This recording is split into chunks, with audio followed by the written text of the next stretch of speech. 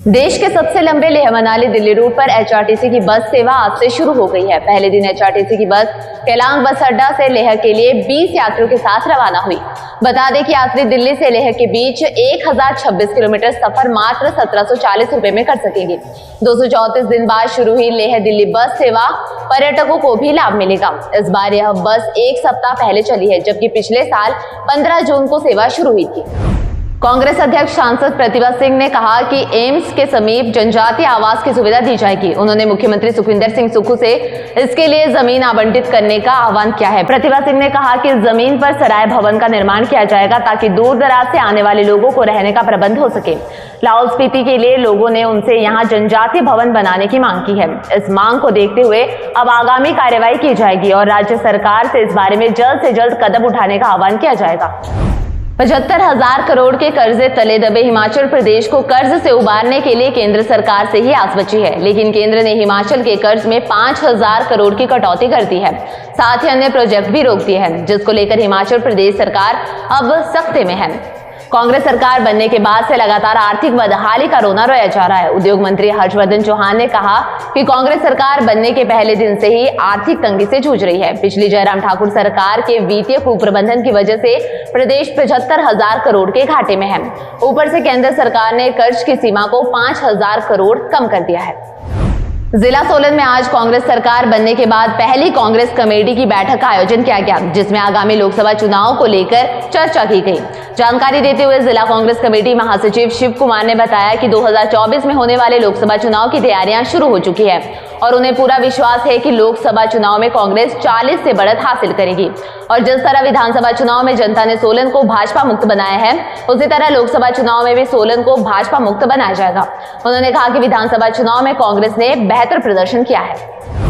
किरतपुर से मनाली तक के 4 लेन पर 3 टोल प्लाजा पर पर्यटकों और अन्य वाहन चालकों को टोल चुकाना होगा। इसमें टकोली टोल प्लाजा को इसी माह शुरू करने की तैयारी national highway authority of India कर रहा है। 4 लेन पर कार चालकों को 3 टोल पर करीब 350 रुपए देने होंगे। हालांकि व्यावसायिक वाहनों के लिए यह दाम अलग रहेंगे। टकोली टोल प्लाजा के टेंडर जारी हो चुके हैं, इसके लिए एजेंसी भी फाइनल हो चुकी है। अब बाकी की प्रक्रिया पूरी कर इसी माह यहाँ पर कर्मचारी तैनात कर दिए जाएंगे। इस सीजन में ट्रायल के तौर पर बागवानों से क्रेट में सी ग्रेड सेब की खरीद होगी। ठियोग के पराला स्थित एप्पल प्रोसेसिंग प्लांट के सरकार बागवानों से क्रेट में सेब खरीदेगी। पराला प्लांट के 50 किलोमीटर के दायरे के बागवान क्रेटों में अपना सी ग्रेड सेब बेच सकेंगे। महंगे कार्टन के कारण बढ़ती सेब उत्पादन की लागत से बागवानों को राहत दिलाने के लिए सरकार क्रेट में सेब बेचने की व्यवस्था लागू करने जा रही है। पहले चरण में पराला प्रोसेसिंग प्लांट के लिए सी ग्रेड सेब क्रेट में खरीदा जाएगा। अगले चरण में मंडियों में सभी तरह का सेब क्रेट में बेचने की व्यवस्था लागू की जाएगी। हिमाचल प्रदेश में गुणवत्तापूर्ण दवाओं के निर्माण को सुनिश्चित करने के लिए राज्य दवा नियंत्रक प्राधिकरण एक्शन मोड में आ गया है। अब जो उद्योग नकली, मिलावटी और घटिया दवाओं के निर्माण में बार बार संलिप्त पाए जा रहे हैं, उनका नियमित आधार पर निरीक्षण किया जाएगा। साथ ही वार्षिक समीक्षा भी की जाएगी। किसी भी तरह से मानकों की अवहेलना की सूरत में उत्पादन पर रोक व लाइसेंस रद्द करने को लेकर कड़ी कार्रवाई में तत्काल प्रभाव से अमल में लाई जाएगी। बता दें कि नकली व सब स्टैंडर्ड दवा निर्माण के लगातार आ रहे मामलों की गंभीरता के मद्देनजर रखते हुए प्रदेश सरकार के मुख्य सचिव ने राज्य दवा नियंत्रक प्राधिकरण के अधिकारियों के साथ अहम बैठक की और निरीक्षण बढ़ाने से संबंधित कई दिशा निर्देश जारी किए।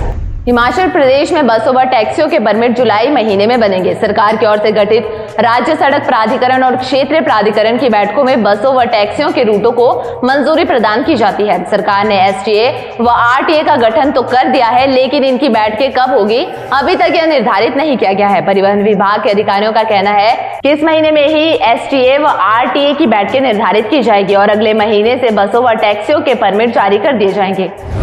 किरतपुर नेरचौक 4 लेन के उद्घाटन की तारीख तय नहीं हो पाई है। दरअसल पीएमओ कार्यालय से अभी तक जवाब नहीं आया है। एनएचएआई ने 4 लेन का निर्माण पूरा होने के बाद केंद्रीय परिवहन राजमार्ग मंत्री नितिन गडकरी को रिपोर्ट भेज दी है। इस रिपोर्ट के आधार पर नितिन गडकरी की तरफ से पीएमओ को पत्र भेजा गया है। इस पत्र में प्रधानमंत्री नरेंद्र मोदी से किरतपुर नेरचौक एनएच के उद्घाटन को लेकर समय मांगा है, लेकिन अभी तक पीएमओ की तरफ से मंत्रालय या एनएचएआई का कोई जवाब नहीं आया है। हिमाचल प्रदेश में लोगों को अब खराब मौसम से राहत मिलने वाली है। मौसम विभाग के अनुसार आगामी 4 से 5 दिनों तक मौसम साफ रहने का पूर्वानुमान है। वहीं तापमान में भी हल्की बढ़ोतरी दर्ज की जाएगी। मई महीने में पश्चिमी विक्षोभ अधिक असरदार होने के कारण प्रदेश भर में वर्षा का दौर जारी रहा, जिसके कारण तापमान में भी कमी दर्ज की गई है। मौसम विज्ञान केंद्र के अनुसार 20 जून के बाद प्रदेश में मानसून दस्तक दे सकता है। वहीं अगले 48 घंटों में केरला तट पर मानसून दस्तक देगा।